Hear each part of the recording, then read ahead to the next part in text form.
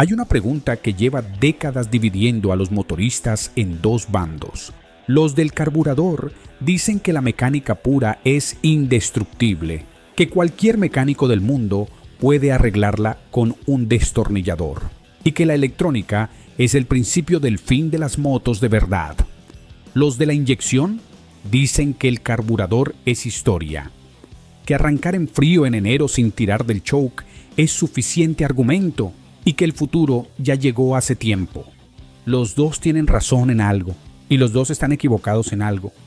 Hoy en Motosangre vamos a hacer lo que ninguno de los dos bandos hace: explicar cómo funciona cada sistema desde la física real, cuáles son sus ventajas y limitaciones sin exagerar ninguna, y por qué en 2026 esta discusión ya no es solo técnica, sino también legal, porque hay algo que muy poca gente sabe todavía.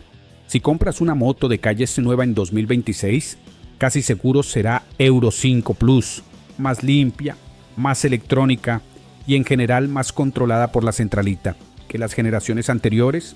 El carburador no desapareció por capricho de los ingenieros, lo mató la normativa, y eso tiene implicaciones que te afectan directamente, tengas la moto que tengas. Arrancamos. El problema que los dos sistemas intentan resolver. Antes de comparar, hay que entender qué hace exactamente un sistema de alimentación de combustible y por qué importa tanto hacerlo bien. Un motor de combustión interna necesita una mezcla de aire y gasolina, en proporciones muy específicas para funcionar de forma eficiente.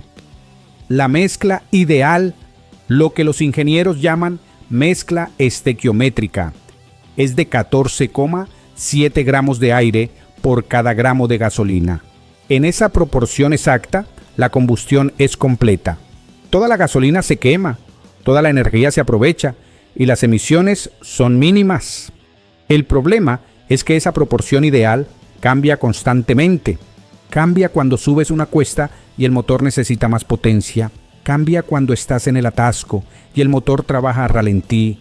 Cambia cuando arrancas en frío y el motor está a 5 grados. Cambia cuando llevas el depósito casi vacío y la presión de combustible cae ligeramente.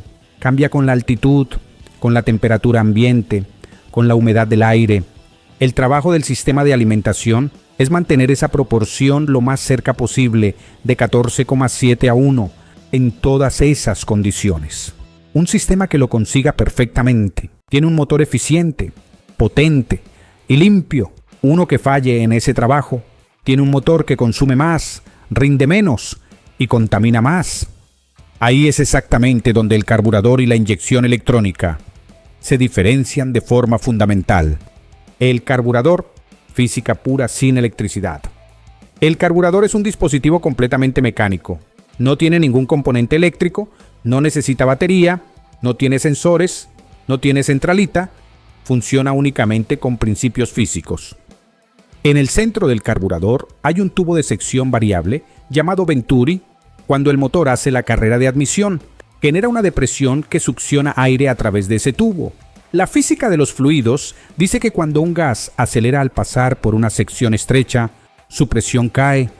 Esa caída de presión en el Venturi es exactamente lo que usa el carburador para introducir la gasolina. Debajo del Venturi hay una cámara flotadora que mantiene el nivel de gasolina constante. De esa cámara salen dos pequeños conductos llamados inyectores. El inyector principal, que trabaja a media y alta velocidad, y el inyector piloto, que trabaja a ralentí y velocidades bajas. Cuando la depresión actúa sobre la boca de esos inyectores, la gasolina sube por capilaridad y se atomiza en el flujo de aire que entra al motor.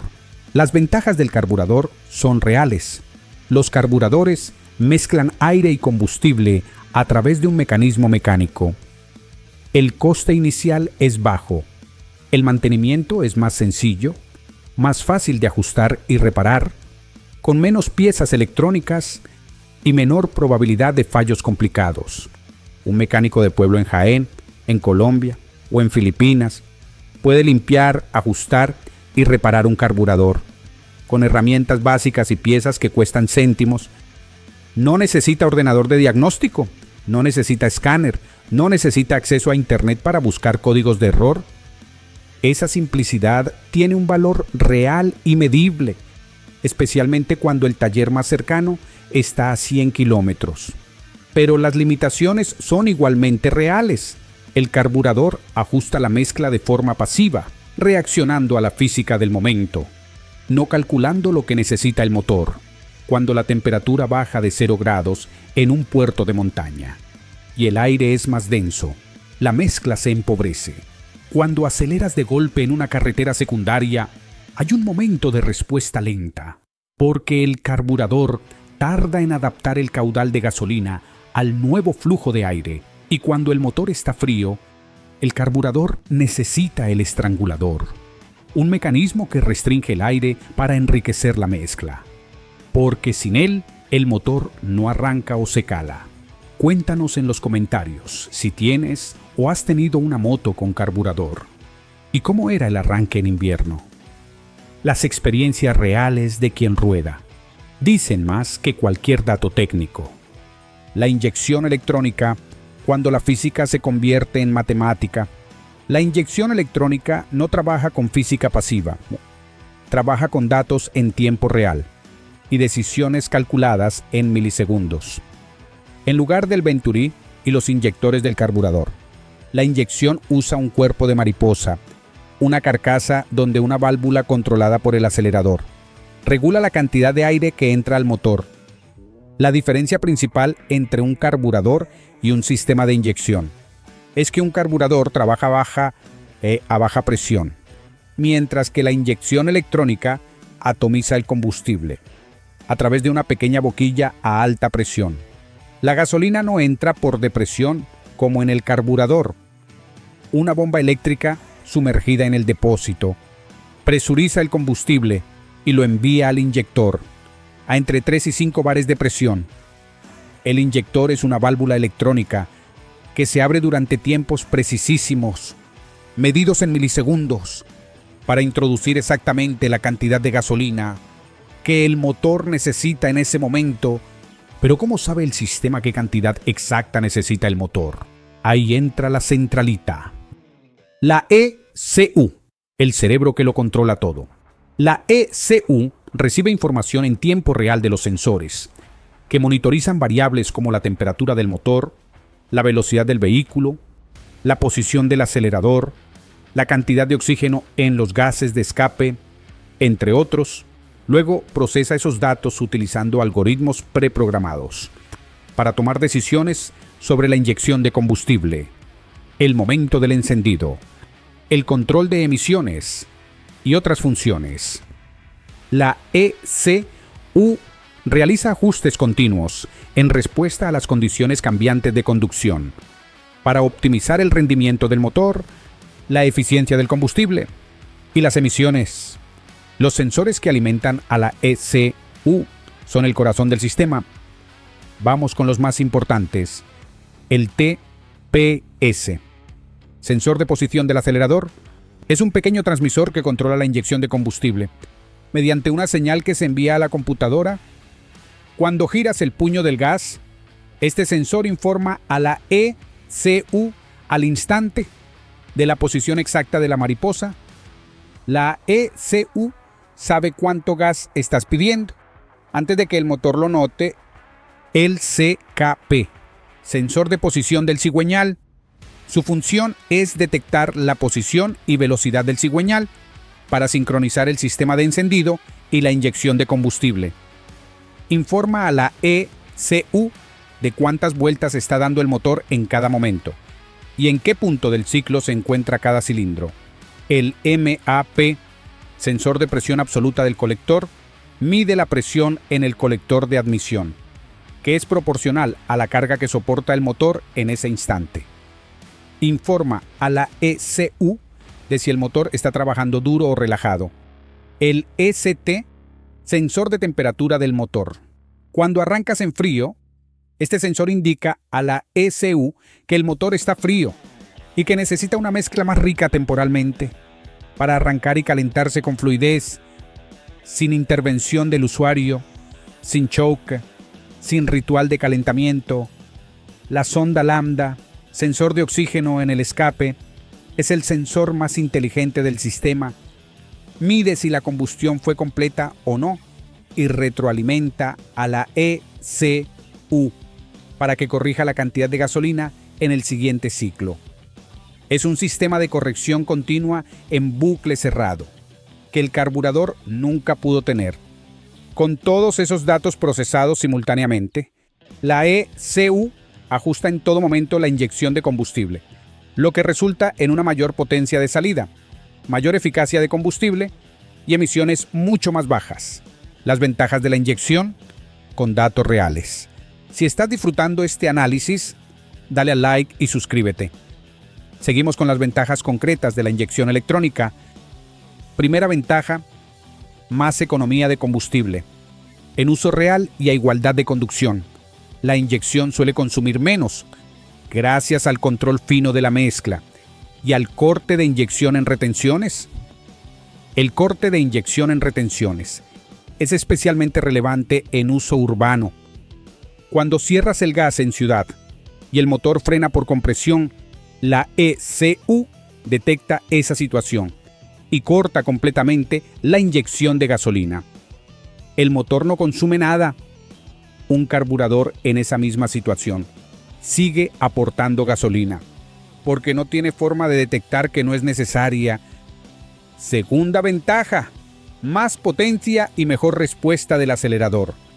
En un motor carburado, cuando abres el gas de golpe, el flujo de aire aumenta instantáneamente, pero el carburador tarda un momento en adaptar el caudal de gasolina. Hay un hueco, una caída momentánea de potencia que los pilotos conocen bien. En la inyección, el TPS informa a la ECU del cambio de posición, antes de que el motor lo sienta, y la ECU ordena al inyector que aumente la cantidad de gasolina. En el mismo instante, la respuesta es inmediata. Tercera ventaja, arranque en frío sin drama. Este es el argumento que más motoristas ha convencido de pasar a la inyección. Cualquiera que haya tenido una moto carburada y haya vivido un invierno con ella en zonas frías de España, en la meseta, en el norte, en los Pirineos, sabe de qué hablamos. El rito del choke, el calentamiento obligatorio, los caballos que se calan en los semáforos, hasta que el motor llega a temperatura. A diferencia de los carburadores que requieren un estrangulador, los sistemas de inyección electrónica se ajustan automáticamente para la temperatura, permitiendo arranques sin esfuerzo en todas las condiciones climáticas. El sensor de temperatura del motor hace todo el trabajo, sin intervención del usuario, sin caballos que se calan en el primer semáforo. Cuarta ventaja, menos emisiones y cumplimiento normativo. Esta es la ventaja que ha terminado con el carburador en el mercado europeo. No es una ventaja técnica opcional, es una condición legal. La inyección electrónica aporta una mezcla más estable en un rango amplio de condiciones, lo que se traduce en consumos más contenidos en uso real y emisiones claramente inferiores. El gran motivo para su adopción ha sido la necesidad de cumplir normativas de emisiones cada vez más estrictas, Euro 3, Euro 4, Euro 5 y en 2026 ya estamos en Euro 5 Plus. La Euro 5 Plus convivirá con la Euro 5 hasta el 1 de enero de 2027, siempre en función de la categoría del vehículo. Incluye medidas adicionales para reducir aún más las emisiones, sobre todo en lo que respecta a las emisiones de partículas, especialmente en los motores pequeños. Un carburador no puede cumplir Euro 5 ni Euro 5 Plus. Es físicamente imposible. La precisión que exige la normativa para controlar las emisiones en toda la vida útil del motor solo puede conseguirse con control electrónico activo. Por eso las motos con carburador han desaparecido del mercado de motos nuevas en Europa. Las desventajas de la inyección. Lo que nadie te cuenta. La inyección tiene ventajas reales, pero también tiene desventajas que los vendedores de motos nuevas no mencionan en el concesionario. Y algunas de ellas pueden costarte dinero si no las conoces. Primera desventaja: el mantenimiento requiere herramientas específicas. Un mecánico de barrio con experiencia en carburadores no puede diagnosticar un problema de inyección sin un escáner de diagnóstico. Los fallos en sensores, en la ECU o en la bomba de combustible, generan códigos de error que solo se leen con herramientas específicas. En España eso es cada vez menos un problema, porque los talleres están equipados, pero en zonas rurales de México, Colombia o Perú, a 200 kilómetros de un taller equipado, puede ser la diferencia entre volver a casa y quedarse tirado. Segunda desventaja: la bomba de combustible y el nivel del depósito. Este es el punto más práctico y el que más motoristas desconoce. La bomba de gasolina sumergida presuriza el combustible hacia los inyectores. Esa bomba vive dentro del depósito. La gasolina que la rodea no solo la alimenta, sino que también la refrigera y lubrica. Cuando circulas constantemente en reserva, la bomba queda expuesta al aire. Al no estar sumergida, su temperatura de funcionamiento se dispara. Con el tiempo, este sobrecalentamiento degrada los componentes internos, hasta que un día, sin previo aviso, falla. La regla práctica es mantener siempre al menos 2 litros de combustible en el depósito. No es opcional, es mantenimiento preventivo. Tercera desventaja: mayor coste inicial y de reparación. Inyectores, sensores, bomba eléctrica, regulador de presión. Cada uno de esos componentes tiene un coste de fabricación superior al de las piezas equivalentes de un carburador. Cuando fallan, la reparación también es más cara. Un inyector obstruido en una moto de inyección puede costar entre 150 y 400 euros. Dependiendo del modelo y el taller, limpiar un carburador cuesta 20 euros en cualquier taller. Cuarta desventaja: diagnóstico de averías más complejo. En un carburador, si algo falla, la causa está casi siempre a la vista. Un conducto obstruido, un diafragma roto, un inyector taponado. Se desmonta, se limpia, se comprueba y se monta. En un sistema de inyección, el fallo puede estar en cualquier sensor de la cadena, y la sintomatología a veces es confusa. Un TPS sucio puede hacer que el motor acelere y desacelere de forma errática. Un sensor lambda envejecido puede hacer que el motor consuma un 15% más, sin dar ningún aviso visible. Cuando se sospecha de bomba, regulador, inyectores con caudal desparejo o ECU, la intervención profesional es la vía sensata. Para evitar daños colaterales, el contexto de 2026, porque esta discusión ya está cerrada en el mercado nuevo. Si todavía tienes dudas sobre qué sistema elegir para tu próxima moto nueva, la legislación ya tomó la decisión por ti. La Unión Europea mantiene el objetivo de prohibir la venta de vehículos con motor de combustión a partir de 2035.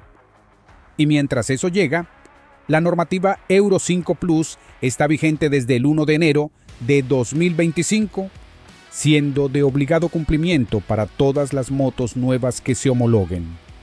La Euro 5 Plus incluye que todos los datos importantes en lo que a emisiones se refieren tienen que controlarse y almacenarse en el sistema de diagnóstico o BD2. Eso significa que la ECU no solo controla la inyección, almacena el historial de emisiones de la moto durante toda su vida útil. Si en algún momento la moto empieza a contaminar más de lo permitido, la ECU lo detecta, genera un código de error y en algunos casos puede limitar la potencia del motor. Es el nivel más alto de control electrónico que ha existido jamás en una moto de producción en serie y es incompatible con el carburador en todos los sentidos. Ahora bien, esto no significa que las motos con carburador sean ilegales. Esta normativa solo se aplica a nuevos modelos. La moto que tienes ahora mismo, sea Euro 3, Euro 4 o Euro 5, No tiene que cumplir con la nueva normativa Euro 5 Plus y podrás seguir disfrutándola de la misma manera. Lo que sí puede ocurrir, y ya ocurre en ciudades como Madrid, Barcelona o Sevilla, es que una moto sin distintivo ambiental adecuado no pueda acceder a zonas de bajas emisiones. Suscríbete al canal para no perderte el análisis detallado. ¿Qué vamos a hacer sobre las CTBE? ¿Y qué motos pueden circular dónde en España en 2026? Los fallos más comunes de cada sistema. Guía práctica. Este bloque es el que más valor tiene para quien ya tiene una moto. Los fallos más habituales de cada sistema y cómo detectarlos antes de que se conviertan en un problema caro. Fallos más comunes del carburador. El más habitual es el carburador obstruido. La gasolina contiene pequeñas partículas que con el tiempo depositan barniz en los conductos internos, especialmente en el inyector piloto que tiene el diámetro más pequeño. El síntoma es un ralentí irregular o un motor que se cala a bajas revoluciones. La solución es limpiar el carburador, un trabajo de menos de una hora y menos de 20 euros en cualquier taller. El segundo fallo habitual es el diafragma del carburador roto. En algunos diseños hay una membrana de goma que controla la elevación de la aguja de dosificación. Cuando esa membrana tiene un pequeño agujero, el motor funciona bien a plena carga, pero falla a cargas parciales. La sustitución cuesta entre 15 y 40 euros. Fallos más comunes de la inyección. El ralentí que sube y baja sin motivo aparente suele relacionarse con suciedad en la mariposa o fugas de vacío. El cuerpo de mariposa acumula depósitos de carbono con el uso y necesita limpieza periódica. Generalmente cada 20.000 kilómetros. No es un trabajo difícil, pero requiere desmontarlo y usar limpiador específico. El segundo fallo habitual es el sensor TPS deteriorado. El TPS es un potenciómetro que varía su resistencia de acuerdo a la posición de la mariposa. Cuando ese potenciómetro envejece, la resistencia puede saltar de forma errática, generando aceleraciones o deceleraciones, sin que el piloto haya movido el puño del gas. El escáner de diagnóstico lo detecta en segundos. El tercer fallo a vigilar es la sonda lambda envejecida. Después de 40.000 o 50.000 kilómetros, la sonda lambda pierde precisión y la ECU empieza a trabajar con datos incorrectos sobre la composición de los gases de escape. El resultado es un aumento del consumo y en algunos casos una pérdida de potencia. Difícil de atribuir a una causa concreta sin diagnóstico electrónico. El coste de sustitución está entre 40 y 120 euros, dependiendo del modelo. Comparativa final. Los dos sistemas en resumen. El carburador es simple, barato, reparable en cualquier parte del mundo y comprensible para cualquier mecánico. Sus limitaciones son la menor precisión en la dosificación de combustible, el comportamiento irregular en condiciones extremas de temperatura y altitud, y la imposibilidad de cumplir con las normativas de emisiones actuales en Europa. La inyección electrónica es más precisa, más eficiente, más limpia, mejor en el arranque en frío y obligatoria en cualquier moto nueva vendida en Europa desde 2021. Sus limitaciones son mayor coste de reparación, necesidad de herramientas de diagnóstico específicas, dependencia de la bomba eléctrica y mayor complejidad para quien quiere trabajar en su moto sin ayuda de un taller. En el mercado de motos nuevas en España y en Latinoamérica, para los países que siguen normativas similares, la discusión está zanjada. La inyección ganó, no porque sea perfecta, sino porque la normativa lo exige y porque en el balance global de ventajas y desventajas, para el motorista urbano que usa la moto a diario, las ventajas de la inyección superan ampliamente a las del carburador. Donde el carburador sigue teniendo sentido es en motos clásicas de segunda mano, en motos de competición fuera de carretera no homologadas para vías públicas, en mercados donde el acceso a talleres equipados es muy limitado y en cualquier proyecto de restauración, donde el objetivo sea mantener la autenticidad de la máquina original. Carburador o inyección, mecánica o electrónica, simplicidad o precisión. La respuesta correcta depende de qué usas, dónde usas y qué esperas de tu moto. Pero ahora tienes la información real para decidir, no la opinión de alguien que defiende su bando sin argumentos técnicos. Si este análisis te ha aclarado algo que llevabas tiempo sin entender bien, dale a like, cuéntanos en los comentarios qué sistema tiene tu moto y si alguna vez te ha dado problemas. Y suscríbete, porque la semana que viene vamos con la siguiente pieza del puzzle. ¿Qué es exactamente la ECU de tu moto? ¿Cómo se puede reprogramar? ¿Y por qué algunos fabricantes la bloquean? Para que no puedas tocarla.